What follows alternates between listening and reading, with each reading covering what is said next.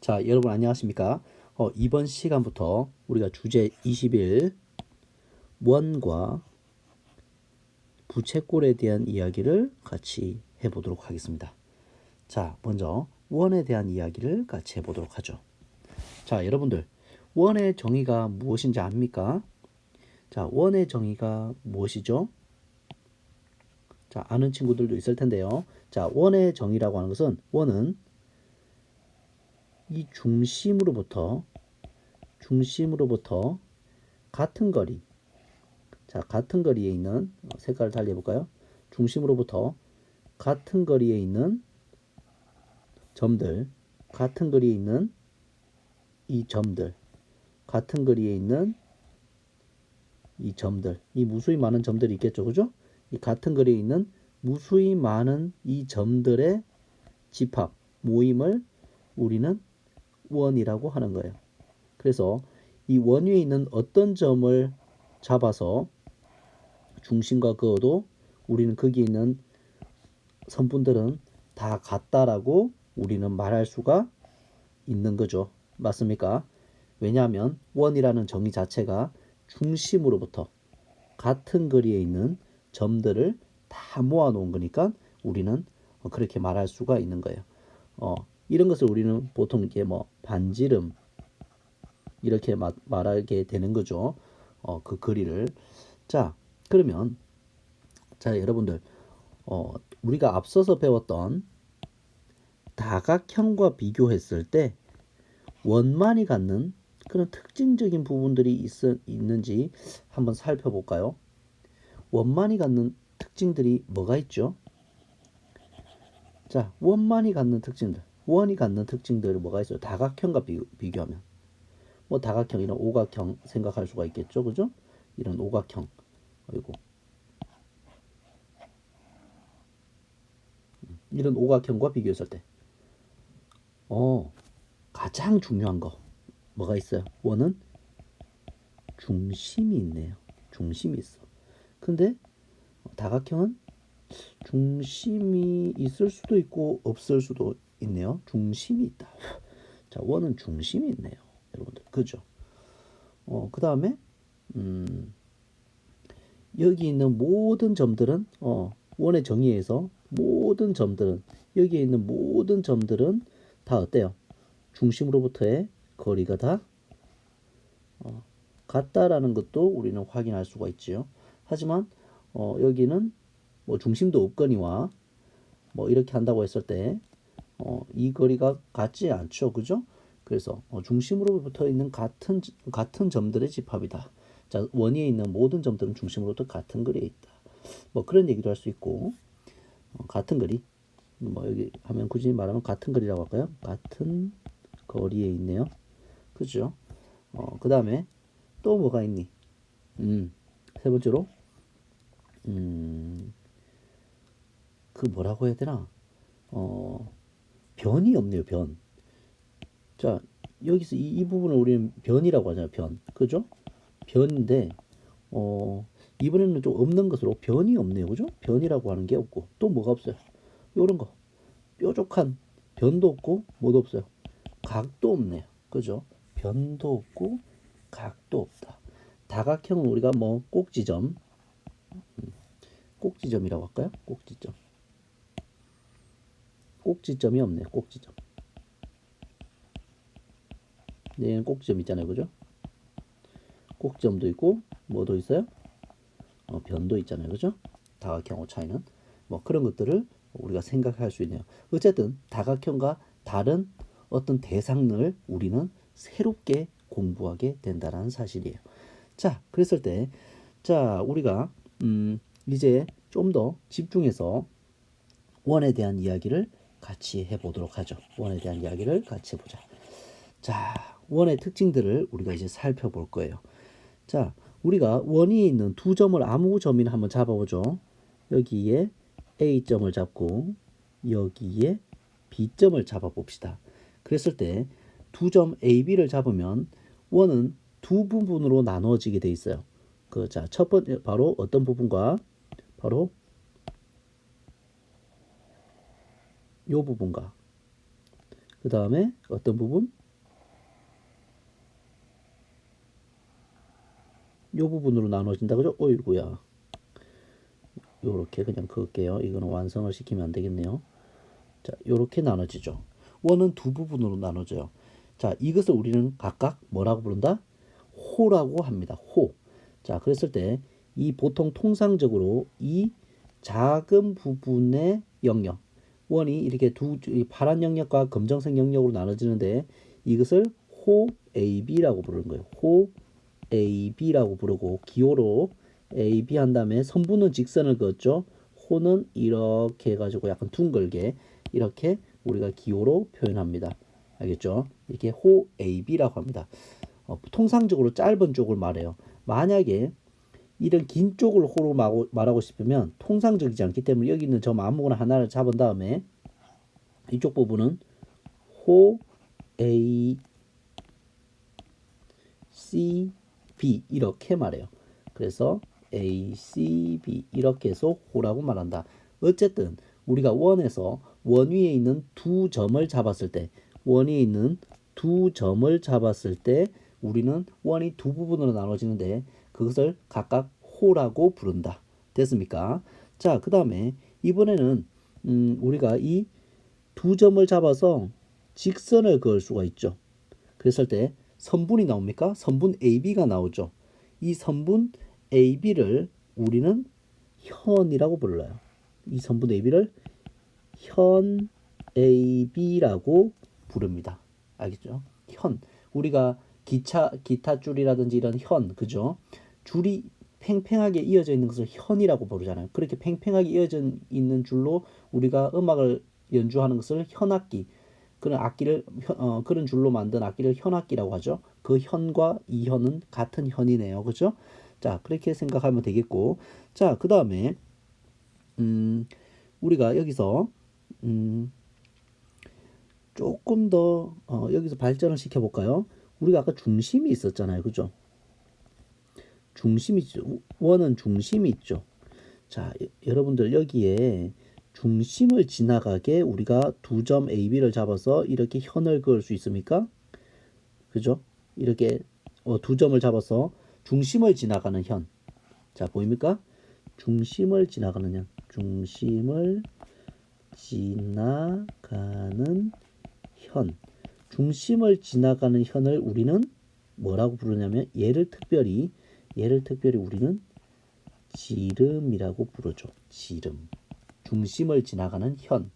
이것을 우리는 지름이라고 부르는 거야. 알겠죠? 지름이라고 하는 것은 중심을 지나가는 현입니다. 자, 그 다음에 우리가 또 이제 뭐 할 거냐면, 자, 우리가 여기 가운데 있는 얘를 중심을 O라고 하죠. 그 다음에 선분 AO와 선분 BO와 그 다음에 호 AB.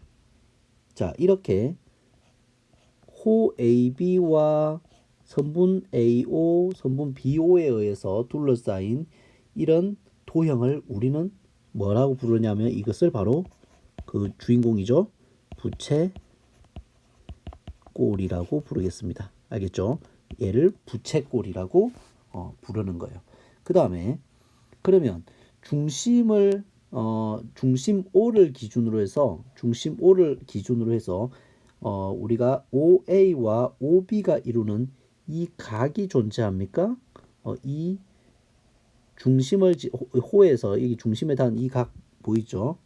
얘를 우리는 호 AB의 중심각이라고도 하고 또 부채꼴 AOB의 중심각이라고도 합니다. 자, 얘를 우리 뭐라고 부르요? 뭐라고 부르냐면 중심각이라고 불러요. 얘는 중심각이라고 부르는데 누구의 호 AB의 또는 부채꼴 AOB의 중심각 이렇게 부르든 어떻게 부르든지 상관없어요. 하여튼 얘는 중심각이라고 부릅니다. 자, 그 다음에 또 여러분들 이렇게 원을 이렇게 일부를 자르는 이렇게 자르는 선이 있었죠. 원을 자르는 선, 이 원을 이렇게 커팅하는 선. 우리가 뭐 일본 영화에서 보면 사무라이가 배를 쫙 자르는 것을 할복이라고 하죠. 할복, 배를 자른다는 뜻이죠. 이 원을 자르는 선, 이것을 우리는 할선이라고 하는 거예요. 이 할자는 이게 자르는다라는 뜻이에요. 할선이 되는 거예요. 얘를 우리는 할선이라고 합니다. 자, 그럼 할선에 의해서 뭐가 만들어지냐면, 할선에 의해서 여러분들 이렇게 잘려진 작은 원, 이게 작은 부분 있죠. 이것을 자세히 봤더니 어떤 모양처럼 보이냐면 요렇게 해가지고 뭔가 활처럼 생겼습니까? 아이고, 요렇게 생겼죠. 안 되네요. 자, 요렇게 생겼잖아요. 그죠? 이게 뭐처럼 생겼어요? 활처럼 생겼죠. 활. 우리가 그 뭐 화살을 쏘는 그 활. 그래서 얘를 우리는 뭐라고 부르냐면, 얘는 활처럼 생겼다 해서 활골이라고 얘를 부르는 거예요. 활골. 됐습니까? 이것을 바로 이 도형을 우리는 활골이라고 부르는 거야. 활골. 자, 알겠죠? 그래서 뭐 여기 뭐 이 점을 우리가 C점이라고 하고, 얘를 C점이라고 했죠. 여기를 C점이라고 했으니까 여기를 뭐 D점이라고 할까요? 그래서 뭐 이렇게 C와 D를 지나가면서 이게 잘려져 있는 원의 일부, 이걸 활골이라고 한다. 자, 됐습니까? 우리가 새로운 도형을, 저 원이라고 하는 다각형 말고 새로운 특징을 갖는 이 원에 대해서 우리가 각 부분 그리고 그 원이 갖는 특징들을 우리가 한번 살펴봤습니다. 정리된 거 여러분들이 읽어보시면 될 거예요. 같은 말을 해놨어요. 자, 됐고, 그래서 뭐 개념 확인들 보면은 우리가 대충 확인할 수가 있겠죠. 자, 여기서 보면 호 AB는 당연히 기억이 되는 것을 얘가 되는 거 알 수 있죠. 기억. 현 AB 여기 있잖아요. 그죠? 리얼. 그 다음에 호 AB의 중심각 요 부분이죠. 그래서 미음. 그 다음 두 반지는 OA, OB와 호 AB로 둘러싸인 부채꼴 니은이죠. 그 다음에 현 AB와 호 AB로 이루어진 활골 디귿이죠. 그죠? 이렇게 해서 여러분들이 어렵지 않게 원의 특징적인 부분들을 여러분들이 다 파악하고 구분할 수 있기를 바라겠습니다. 자, 그러면 다음 주제로 또 이어서 빨리 가보도록 하죠. 자, 여러분들 우리가 이제 두 번째 뭐에 대한 얘기를 할 거냐면 부채꼴과 중심각에 대한 이야기를 할 건데, 자, 봅시다. 선생님이 이제 질문을 할게요. 4명의 배고픈 친구들이 이 피자 한 판을 나눠 먹으려고 해요. 근데 피자 한 판을 나눠 먹으려고 한다.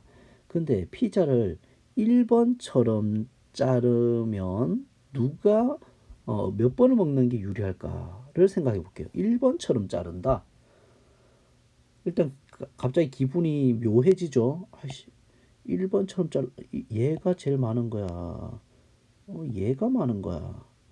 어떤 게 더 많은 건지 빨리 판단이 안 서죠. 자, 그런데 2번처럼 피자를 자르면 어떨까요? 어디를 지나가게 잘랐어요? 여기 있는 중심을 지나가게 우리가 예쁘게 잘랐죠. 그러면 어떤 피자를 고르는 게, 피자 조각을 고르는 게 가장 유리하겠어? 그렇죠. 2번이죠. 그 이유는 뭐예요? 더 커 보이니까. 근데 왜 더 커 보인다라고 판단할 수가 있죠? 바로 여러분들은 자, 이 중심을 지나가는 이 각 있죠? 뵀을 때 얘를 뭐 각 A, 그 다음에 뭐 얘를 각 B라고 해볼까요? 예, 이 부분을 각 B라고 하고, 뭐 여기를 각 C, 여기를 각 D라고 하면 딱 보니까 각 A가 제일 크고, 그 다음에 각 B, 그 다음에 각 C, 각 D가 각각 미세하게 더 크다라는 사실을 여러분들은 볼 수 있습니까? 각이 중심각이 크면 클수록 부채꼴 모양이잖아요. 요게 피자가 부채꼴 모양이잖아요. 이 부채꼴의 뭐가 넓이가 커진다라는 사실은 너네는 직관적으로 알고 있잖아요. 중심각이 커지니까 부채꼴의 넓이도 커지네. 부채꼴의 넓이만 커지겠어요? 길이로 개념으로 생각하면은 호의 길이, 이 색깔을 이쪽으로 달리할까? 자, 여기 초록색으로 할까요? 호의 길이 요거잖아. 우리가 호의 길이라는 수학용어도 이제 원에서 배웠잖아요. 특징도. 이 호의 길이도 어떻게 돼요? 커지네. 중심각과 부채꼴의 넓이, 그리고 그 일부인 호의 길이, 이런 부분들이 다 뭐야? 다 연결돼 있구나. 중심각이 커질수록 부채꼴의 넓이도 커지고 호의 길이도 커지는구나. 이런 것들을 우리가 피자 한 판에서 우리가 깨달을 수 있죠. 이번에 주제죠. 그래서 여러분들 부채꼴의 중심각, 부채꼴이라고 하는 이 우리가 새로운 도형에서 중심각의 크기라는 것은, 중심각의 크기는 바로 호의 길이와 그 다음에 우리 넓이, 그 다음에 얘는 무슨 넓이겠어요? 부채꼴의 넓이겠죠. 얘는 호의 길이고 부채꼴의 넓이, 현의 길이 사이에 아주 밀접한 관련이 있는데, 특히 호의 길이와 부채꼴의 넓이에 굉장히 밀접한 관련이 있고, 우리가 현의 길이는 조금 조심을 해야 될 부분이 있어요. 자, 그래서 딱 봐도 중심각이 커지면 커질수록 부채꼴의 넓이가 커지니까 비례하는 관계겠죠.